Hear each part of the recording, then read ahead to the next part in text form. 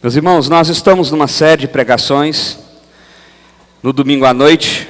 Nosso culto de domingo à noite, ele ainda é somente uma vez por mês, somente no primeiro domingo do mês, onde nós sempre celebramos a ceia. Mas, em breve, a ideia é que nós tenhamos sempre cultos domingo à noite. E a ideia é que nós tenhamos duas propostas de culto, o que nós vamos chamar de culto clássico pela manhã e culto contemporâneo pela noite. O que significa isso? Significa que à noite você vai ouvir um som um pouquinho mais alto, significa que você vai ouvir músicas um pouco mais novas, significa que você vai ter uma presença musical mais presente no processo de liturgia, uma liturgia mais fluida, menos pausada. A ideia é que nós somos um mosaico. Esse é o nome da nossa igreja. E a gente sabe que comunicar o coração das pessoas não é a mesma coisa, nem sempre é do mesmo jeito. E a gente não quer brigar com ninguém, a gente só quer abraçar todo mundo. Então a gente vai justamente ter modelos e formas diferentes de fazer, porque nós somos um mosaico e queremos viver esse mosaico para o reino de Deus, para a glória de Deus. O que não vai mudar é o pregador, aí esse é o mesmo, esse não vai ter jeito. Esse aí não vai mudar muita coisa, se você vir de manhã ou se você vir à noite, não vai ser a mesma pregação, mas o pregador é o mesmo, e aí a graça de Deus que tem que dar conta mesmo, porque não tem outra solução, tá bom? Mas abra aí a sua Bíblia do livro de Joel, capítulo 2, nós estamos pensando sobre os últimos dias, a partir desse texto de Joel, e esse texto é muito poderoso, ele é muito forte, ele tem uma narrativa muito bem construída, e a gente vai explorar algumas coisas aqui. Eu tenho certeza que o Espírito do Senhor vai falar aos nossos corações, como tem feito nesses últimos dias. Joel, capítulo 2, do verso 1 até o verso 6, diz assim a palavra do Senhor: toquem a trombeta em Sião e deem um alarme do meu santo monte, que todos os moradores da terra tremam, porque o dia do Senhor está chegando, já está próximo. É dia de trevas e escuridão, dias de nuvens e densas trevas, como a luz do amanhecer sobre os montes. Assim se difunde um povo grande e poderoso, como nunca houve igual desde os tempos antigos, nem haverá outro depois dele pelos anos seguintes, de geração em geração. À frente dele vai o fogo devorador, atrás dele vem as chamas destruidoras. Diante desse povo, a terra é como um jardim do Éden, mas atrás deles fica devastada como um deserto. Nada lhe escapa, a sua aparência é como de cavalos, e como cavaleiros assim correm. Como um estrondo semelhante ao de carros de guerra, eles vêm saltando nos altos montes, crepitando como chama de fogo, que devoram a palha. Como um povo poderoso posto à ordem de combate, diante deles os povos tremem, todos os rostos empalidecem. Vamos orar mais uma vez? Pai, obrigado pela tua santa palavra, obrigado pelo privilégio de estar diante do Senhor, obrigado pelo privilégio de rasgar o nosso coração na tua presença, ó Pai. Como é bom ser igreja do Senhor, como é bom cultuar ao Senhor, servir o culto ao Senhor, ó Pai. Nós te louvamos por isso. Pedimos ao Senhor agora, Deus, que o Senhor fale aos nossos corações de forma poderosa, de forma graciosa, por meio da tua palavra, Deus. Que o Senhor me use, apesar de mim, por causa da tua misericórdia, Deus. Que assim o Senhor fale aos nossos corações, nós pedimos ao Senhor em nome de Jesus. Amém. Bom, nós já tivemos um encontro falando sobre o capítulo 1 de Joel, e eu quero apenas recapitular rapidamente aqui. O povo de Israel estava vivendo uma fase de desobediência, para variar. Eles estavam vivendo um tempo em que parecia estar tudo bem, e eles não estavam preocupados mais com a adoração ao Senhor, e eles faziam isso de forma negligente, de forma não motivada pelas razões certas, de forma religiosa, mas não por causa do coração. E em função disso, Deus então envia àquele povo uma praga de gafanhotos. Essa praga de gafanhotos vem em 4 estágios, 4 tipos de gafanhotos diferentes, que vem devastando toda a agricultura e toda a pecuária daquela época, trazendo profunda fome para aquela região. O profeta Joel usa o que está acontecendo ali para dizer o seguinte: olha, prestem bem atenção o que está acontecendo aqui. Nós estamos sendo disciplinados pelo Senhor. O que vocês estão experimentando aqui é a ira manifesta de Deus em nós. Por quê? Porque nós não estamos adorando a Ele, porque os nossos corações não estão diante dEle, porque nós não estamos adorando ao Senhor de espírito e em verdade. Em função disso, vocês estão experimentando a ira de Deus. E essa ira de Deus foi derramada de forma tão terrível naquele tempo, que Joel diz: os últimos dias serão assim. Dias de caos, dias de fome, dias de sede, dias terríveis. O que vocês estão vendo aqui é o que vai acontecer quando o tempo final chegar, quando o último e terrível dia do Senhor se manifestar. Então, arrependam-se do seu pecado. Esse foi o chamado do capítulo 1. No capítulo 2, Joel vai fazer uma descrição parecida, só que agora ele vai acrescentar alguns elementos.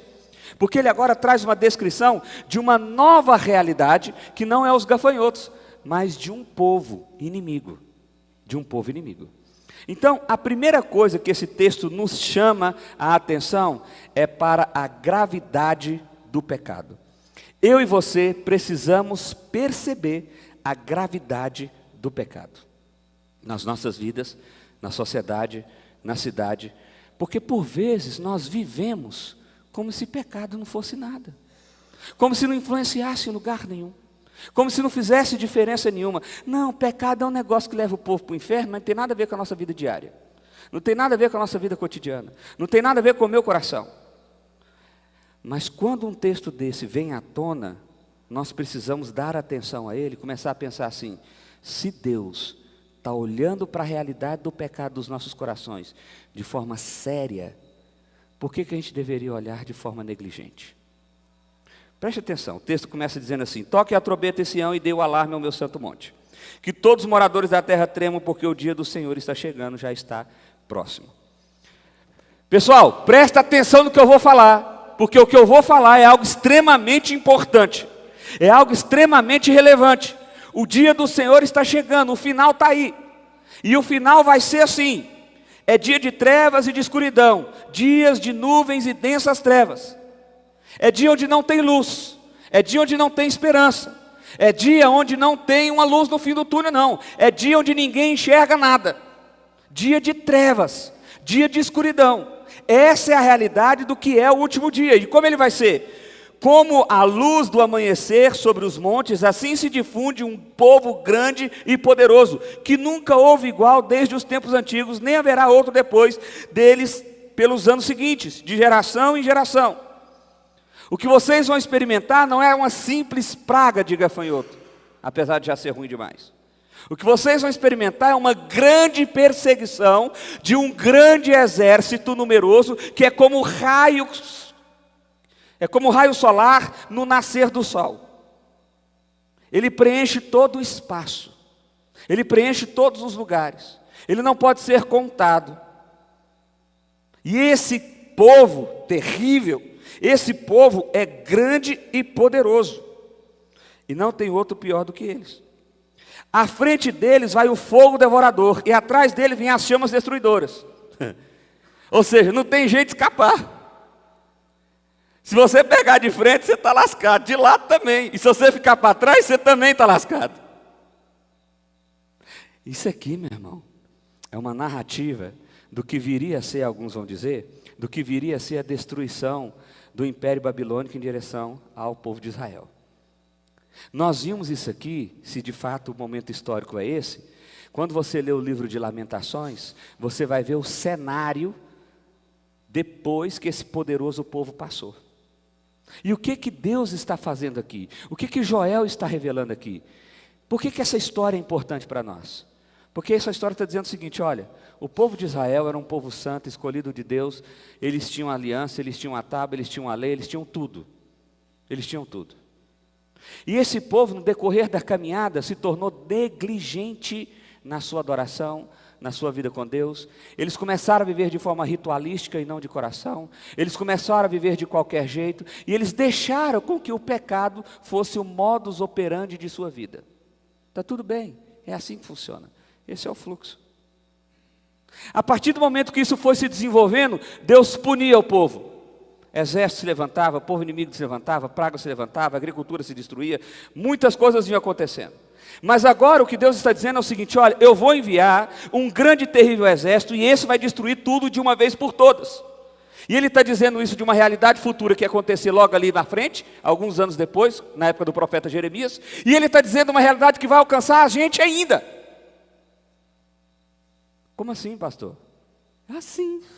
Apocalipse 20 diz que quando Satanás for solto nos últimos dias, ele vai reunir um grande exército e será como Gog e Magog, uma guerra sanguinária que tem descrita no livro de Ezequiel. E esse povo vai sitiar a cidade dos santos. Quem são os santos? O povo de Deus. Mas essa cidade dos santos já vai estar sendo só o resto, o que sobrou. Imagina, o mundo inteiro, só tem nós aqui de crente. O resto foi tudo morto, perseguido. Só está a gente aqui escondido. Só sobrou nós. É isso que vai acontecer. É dessa perseguição que nós vamos fazer parte. O que Joel está narrando aqui tem a ver com uma realidade imediata histórica ali, mas tem a ver com uma realidade futura que vai acontecer ali na frente. Está claro isso? Beleza? Ok. Dito isso, meu irmão, o que a gente deveria aprender dessa realidade aqui? Que o pecado é algo grave. O pecado é algo grave. E a gente deveria ter percepção disso. Deixa eu contar uma história pessoal. A Ju está lá com os meninos, depois ela vai brigar comigo. Eu e a Ju namoramos 5 anos. Nesses 5 anos nós nunca brigamos. Nunca, nunca. Gente, sabe o que é nunca brigar? Eu sei, parece mentira, mas é verdade. Nunca brigamos. Nós casamos no primeiro ano. Não brigamos. Nada. Era só love, só amor, só... Segundo ano, nada. Maravilha, nada de briga. Terceiro ano, Satanás veio morar com a gente. A gente passava a brigar por tudo. Mas é por tudo. Sabe o que é tudo? É tudo. É o lugar do copo, é se a cadeira está para cá, é se a gente tem ainda a shih tzuzinha nossa, que sei quem que tinha que limpar, quem que não tinha, quem que tinha que pôr comida, quem que não tinha, se a toalha estava não sei o quê. Tudo, tudo, tudo, tudo, tudo. E as nossas brigas foram ficando mais intensas, principalmente por minha causa. A Ju, vocês já viram, ela é a cara serena, ela fica assim. Eu não sou tão assim, sou um pouquinho mais pavio curto. Mas teve um dia que a gente teve uma discussão muito séria. E nessa discussão muito séria, eu peguei o meu celular e eu joguei na parede, espatifou em vários pedaços. Naquele dia, eu percebi como o meu coração era mau. Naquele dia, eu tomei a consciência de como o meu coração era mau. Você sabe por quê, meu irmão? Porque quando a gente vai fazendo o que é mal, a gente tem justificativa. É a coruja? Ela entrou aqui agora? É nossa estimação aí, gente. Já está aí. Não tem que retirar ela, não. Ela que é a dona daqui, a gente só aluga para ela. O nosso coração é mau. E se a gente não toma consciência disso, a gente vai fazendo. Não, mas eu falei porque também. Não, mas eu fiz porque também. Não, mas você não está entendendo. A minha situação é a situação que dá para... A minha situação não é igual à sua, por isso que eu levantei a voz. É por isso que eu dei um tapa, é por isso que eu empurrei, é por isso que eu bati, é por isso que eu briguei, é por isso que eu xinguei. E nós vamos dando justificativas, motivos, para de alguma forma validar os nossos maus atos. Por quê? Porque o pecado não tem o peso suficiente necessário no nosso coração. Porque o pecado se tornou amortecido no nosso coração. A gente não vê a gravidade dele mais. Mas o que Deus está falando é o seguinte: eu vejo a gravidade. Eu só não vejo a gravidade como eu vou acabar com essa palhaçada. Eu vou enviar um grande e terrível dia.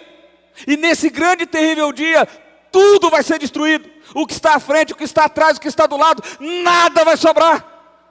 Por quê? Porque a minha ira vai ser derramada. Porque a minha paciência vai acabar.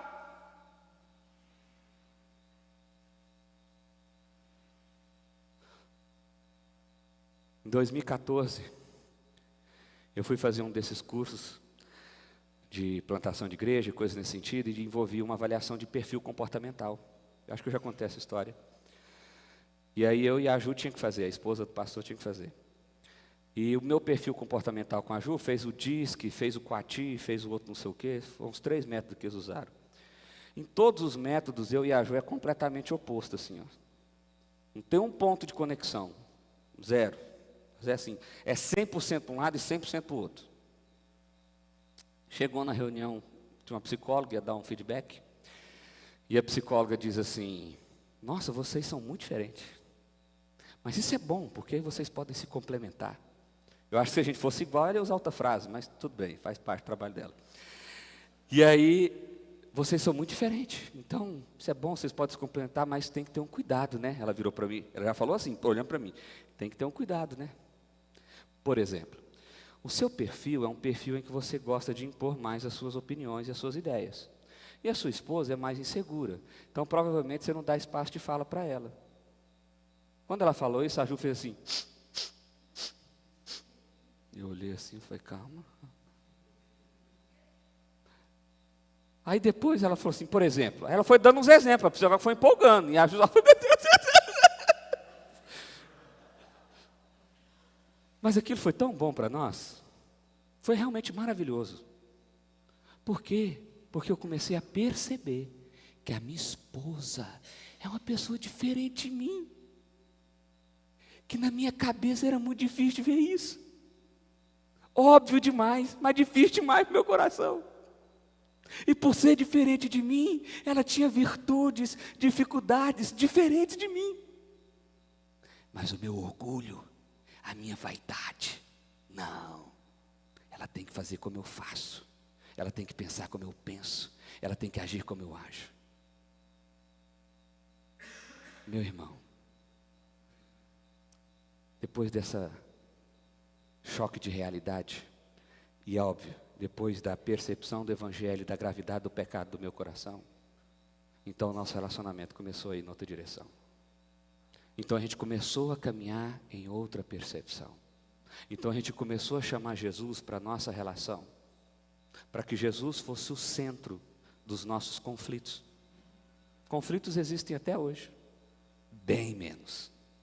Estamos mais maduros, estamos mais conscientes de quem nós somos.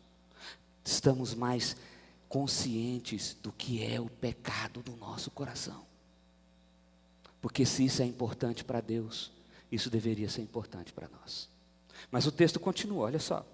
Verso 11.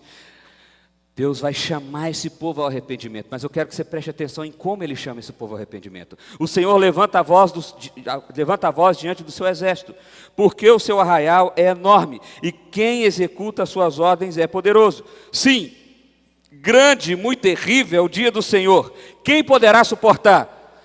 Ou seja, Joel está afirmando como boca de Deus, é terrível. Gente, vocês não estão entendendo o que vai ser o grande e terrível dia do Senhor. Vocês não estão entendendo quando esse mundo estiver prestes a acabar. Vocês não estão entendendo quando a ira de Deus for derramada sobre essa terra.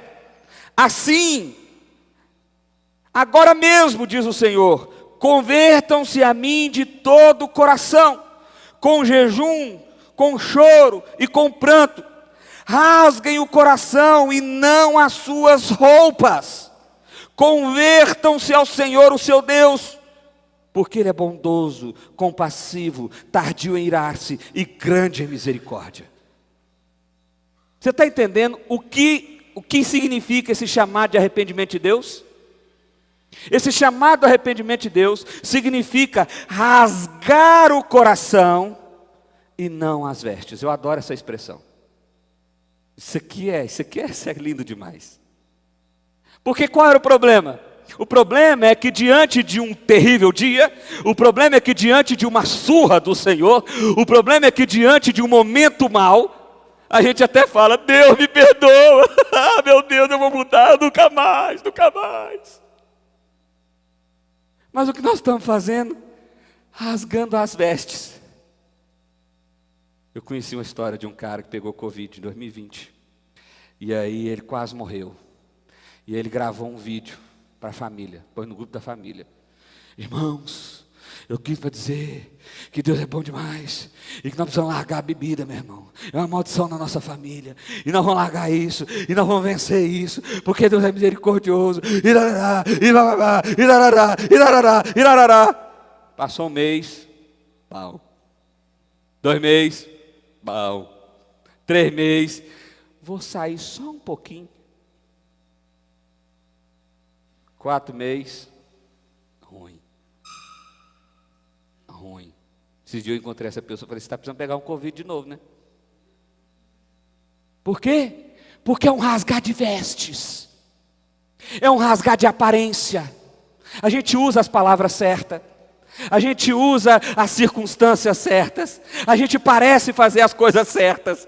Mas o coração não mudou. A disposição do coração não mudou. Não houve transformação real interna. E por conta disso, não há transformação real de verdade. Quando Deus está nos chamando, Ele está nos chamando para um profundo arrependimento de coração. Por isso, meu irmão, que quando você diz assim, eu quero viver para Deus, mas isso apenas significa ir num culto, significa se comprometer-se com uma ação qualquer, mas isso não muda o seu coração, quem você é. Não adiantou nada. Não aconteceu nada. John Wesley, um pregador metodista, fundador dos metodistas, disse que se converteu depois de 10 anos que ele era pastor. Ele se converteu depois de 10 anos que ele era pastor. Essa é a percepção que ele teve. Eu, no meu coração, eu me converti de verdade no seminário. Na minha cabeça, no meu coração. Eu era apaixonado por Jesus, eu queria ser pastor, eu fui para o seminário ser pastor, mas foi no seminário que eu encontrei Jesus de verdade, ao ponto do meu coração ser transformado em uma nova pessoa. Talvez, frequentar a igreja simplesmente não resolva. Ler um bom livro simplesmente não resolva. Tudo isso te ajuda. Mas se o seu coração não, rasgar, se você não olhar e falar assim, eu sou um pecador, eu não tenho mérito nenhum, eu preciso totalmente da graça de Deus, eu preciso totalmente da misericórdia de Deus, eu preciso totalmente da manifestação do amor de Deus, porque se Ele não vier ao meu encontro, eu estou perdido, se Ele não vier até mim, eu estou perdido. Então, meu irmão, nós não rasgamos o nosso coração. O texto continua. Preste atenção na escala.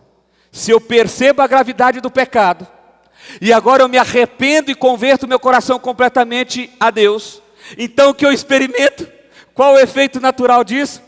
Restauração e libertação. Olha o que diz o verso 17: que os sacerdotes e ministros do Senhor chorem entre o pórtico do altar e orem: poupa o teu povo, Senhor, e não faça da tua herança o objeto de deboche e de zombaria entre as nações, porque hão de dizer entre os povos: aonde está o Deus deles? Então o Senhor teve grande amor pela sua terra e se compadeceu do seu povo. E o Senhor respondeu ao seu povo: eis que lhe envio o cereal, o vinho, o azeite, e vocês ficarão satisfeitos.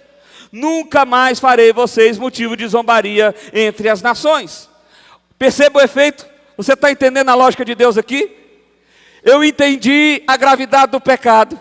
Eu entendi a necessidade de conversão do meu coração. E agora que eu me arrependo completamente e rasgo meu coração diante de Deus, o que que eu experimento? Redenção, restauração, salvação. É isso que eu experimento. É legal ver vocês fazerem assim, ó.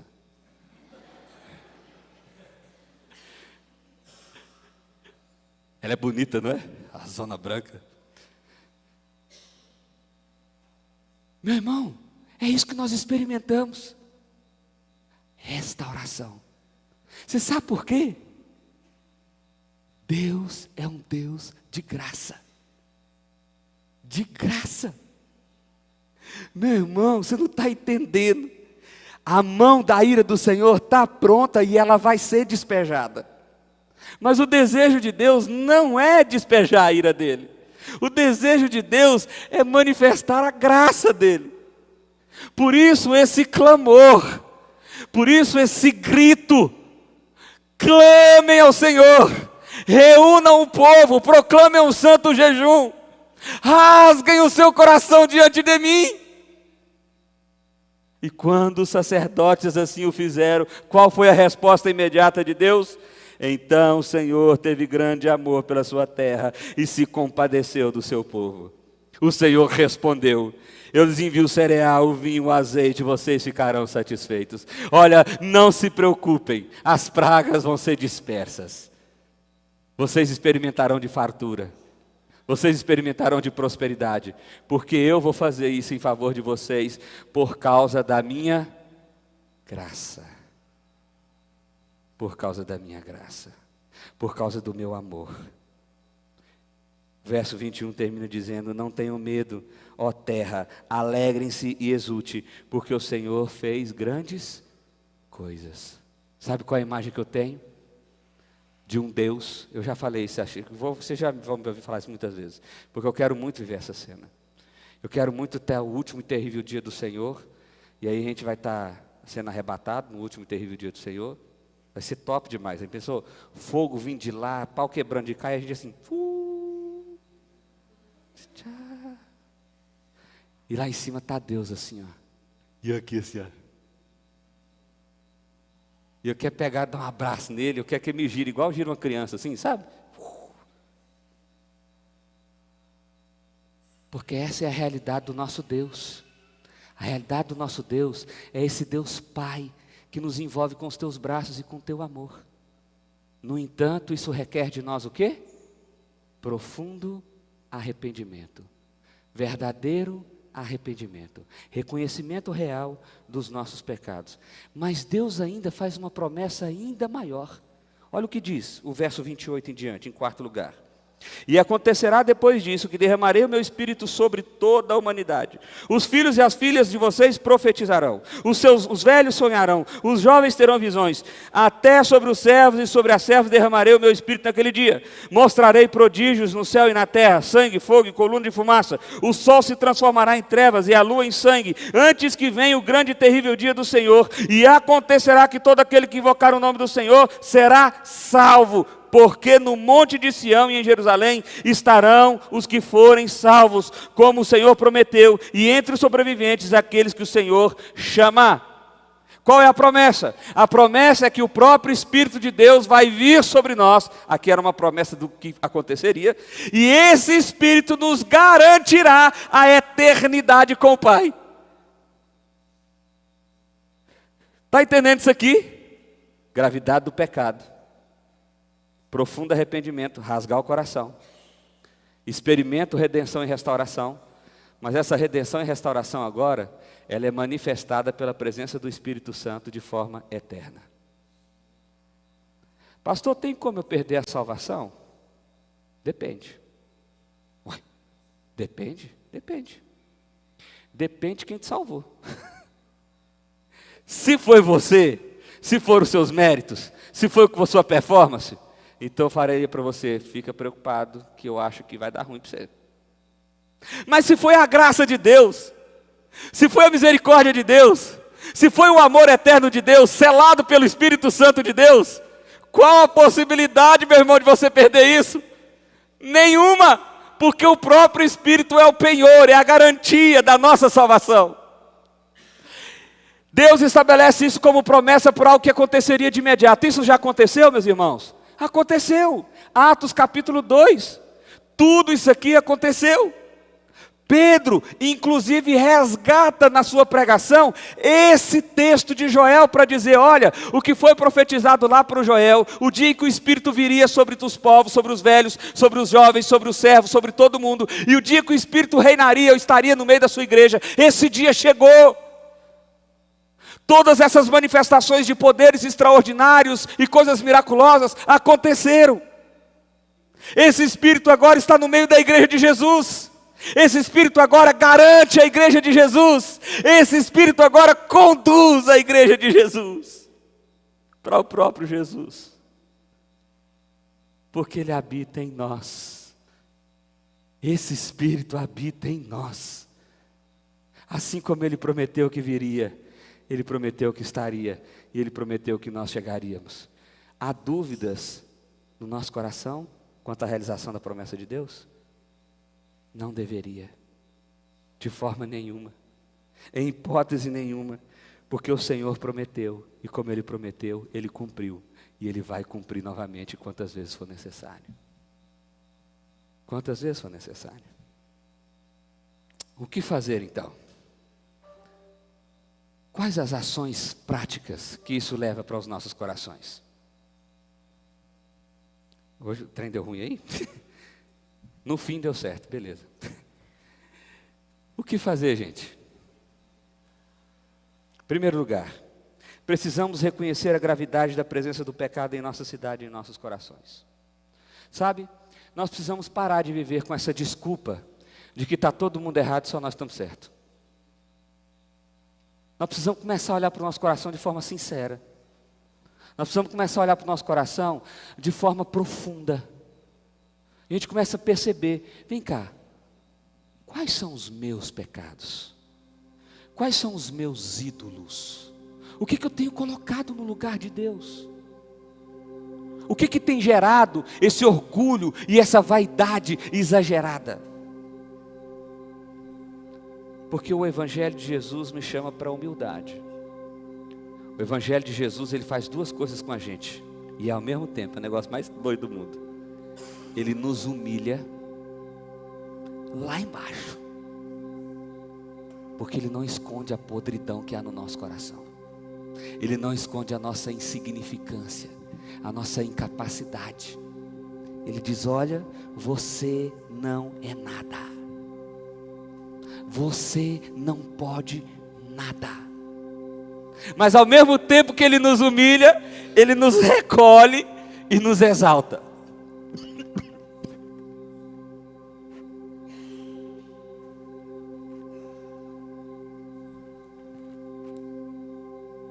E Ele diz, você é filho. Você é filho. Filho do Deus eterno. Herdeiro do céu eterno. Você é selado com meu Espírito que habita em você. Você está ao meu lado nas regiões celestiais. Você está sentado ao trono junto comigo.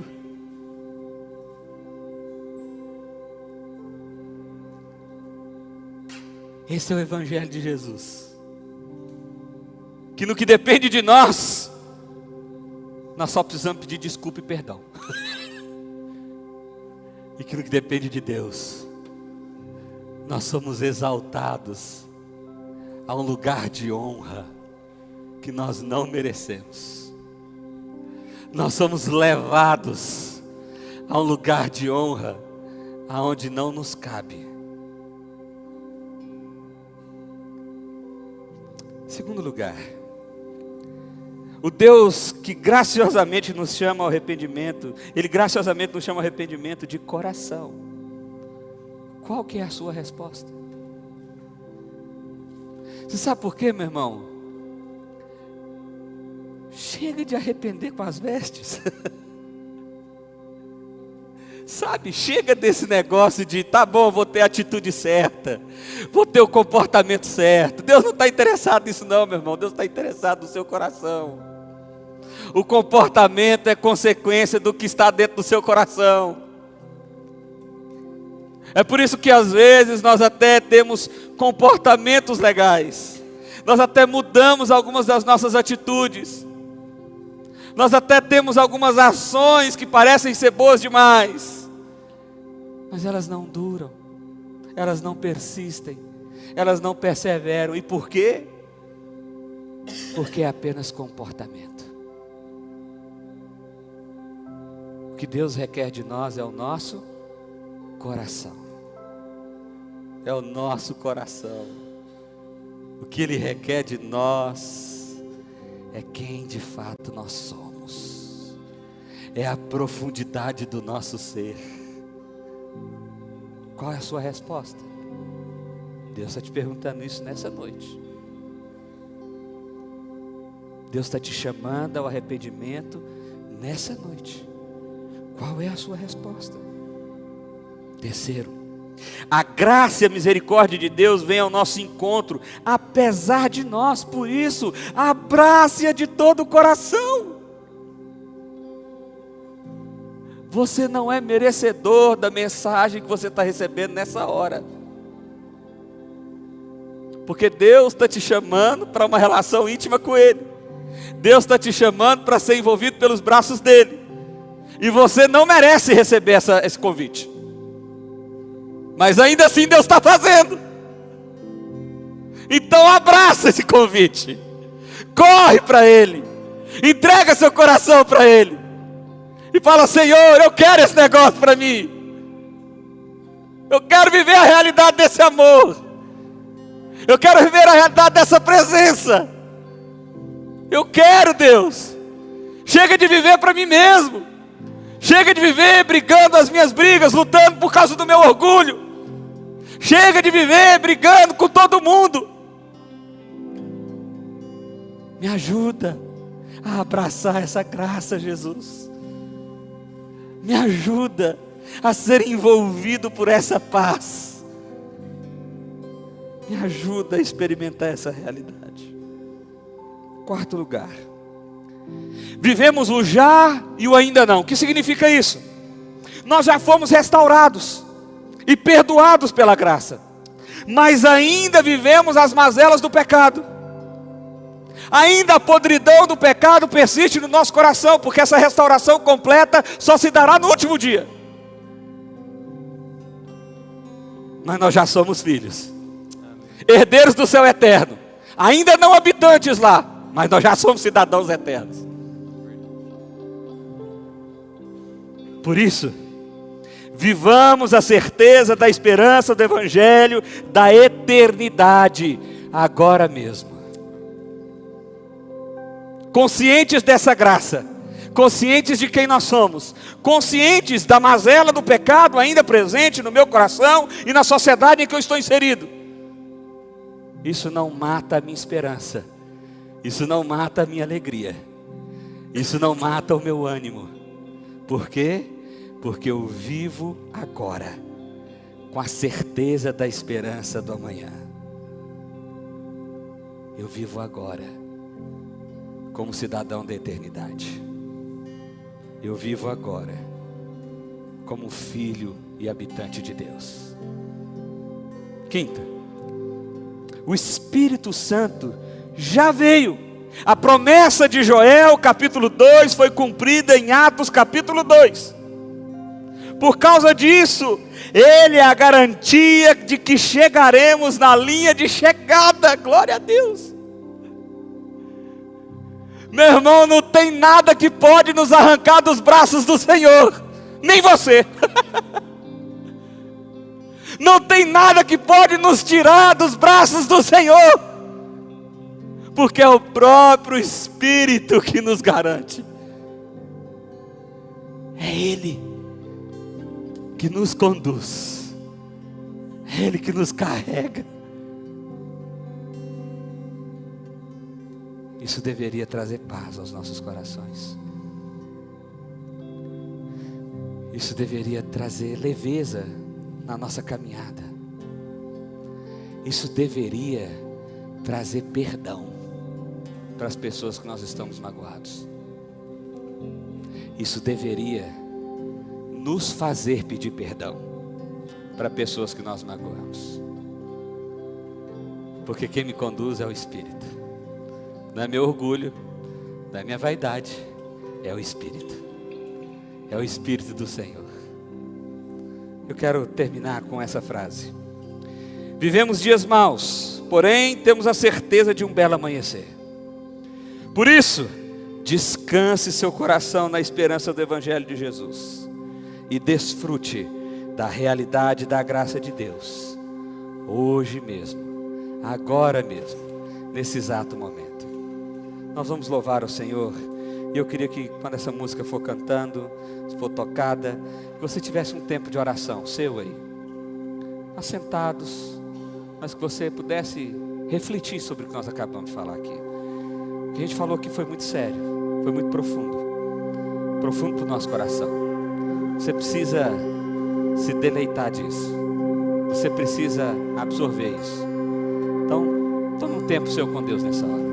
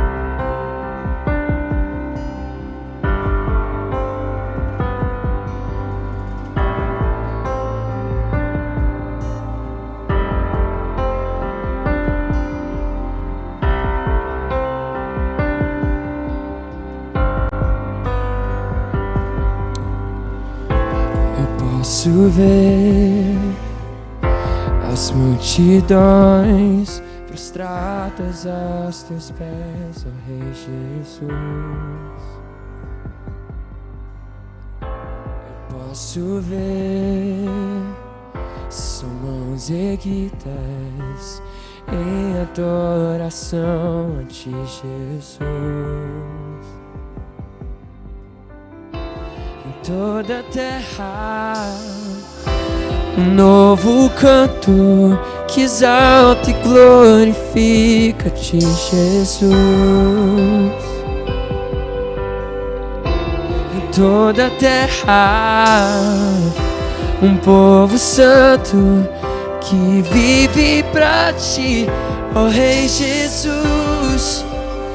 Recebe a honra, recebe a glória, todo domínio e poder são para ti. A majestade e as riquezas, tudo aos teus pés, pois és Rei sobre nós, Senhor Jesus.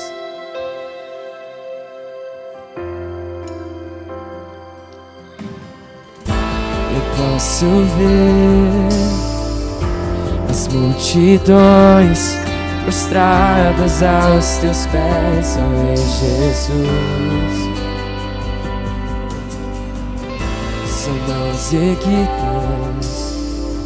São mãos erguidas em adoração a ti, Jesus. Toda a terra, um novo canto que exalta e glorifica-te, Jesus. Em toda a terra, um povo santo que vive pra ti, ó Rei Jesus. Recebe a recebe a glória, todo domínio e poder são para ti. A majestade e as riquezas, tudo aos teus pés, pois és Rei sobre nós.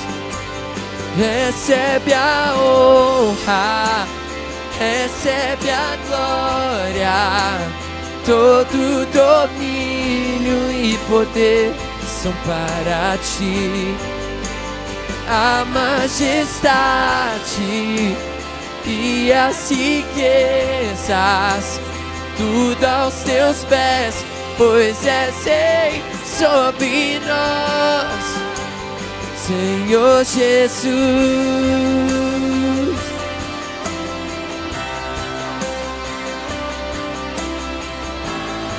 Senhor Jesus. Vamos cantar do nome que é mais santo do que todo nome. Declare isso essa noite.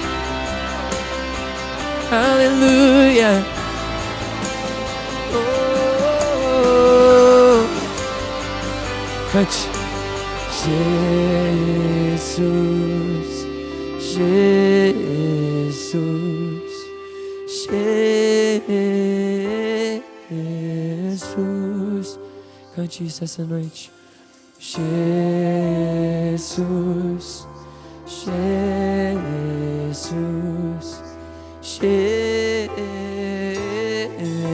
Jesus. Cante Jesus. Jesus, Jesus,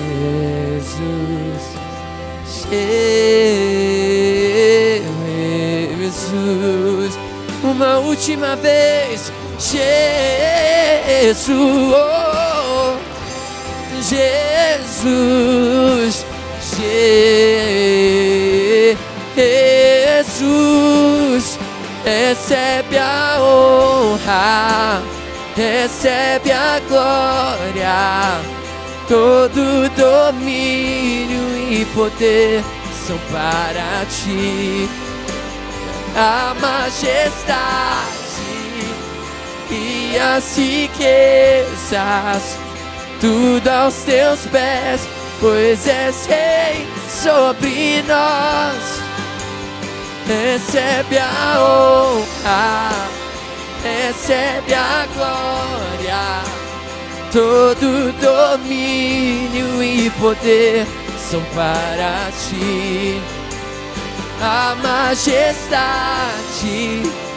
e as riquezas, tudo aos teus pés, pois és rei sobre nós, Senhor Jesus. Aleluia, Deus.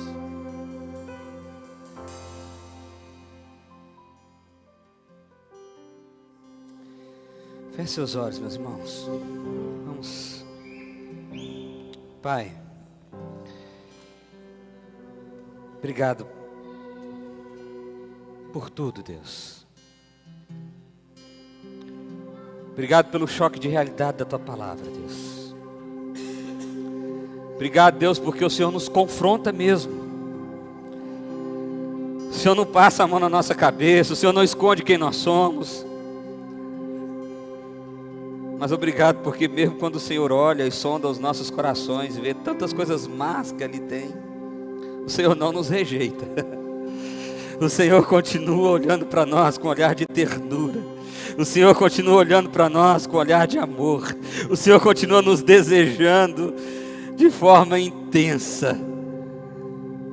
Por isso nós te louvamos, Pai, porque nós não merecemos a grandeza desse amor, a manifestação desse abraço.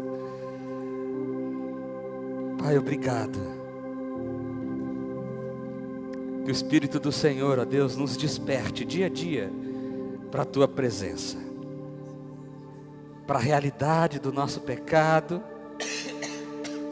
e que o Senhor nos dê profunda sede da Tua graça, um desejo de correr para os Teus braços,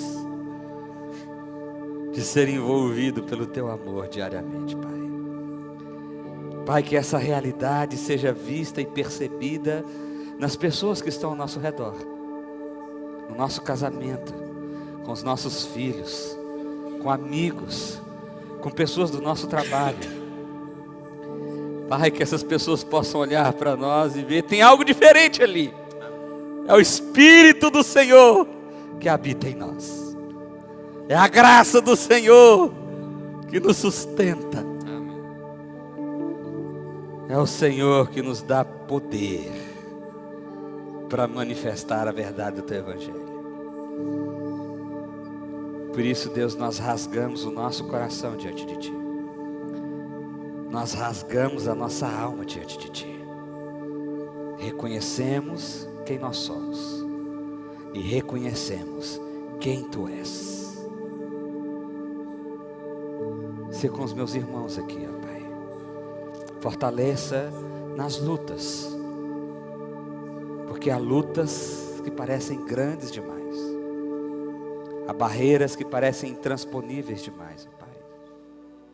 Por isso nós clamamos ao Senhor, nos dê força, para que ao lidar com essas situações, seja a manifestação do Evangelho do Senhor na nossa fala, na nossa percepção,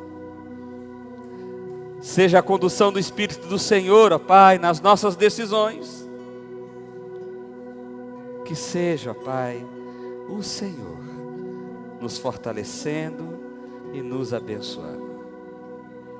E que agora a graça do Senhor Jesus, o amor de Deus, o eterno Pai, e as consolações do Santo Espírito de Deus, repouse sobre todos nós e todo o povo do Senhor reunido sobre a terra, hoje e por todo sempre. Amém. Amém.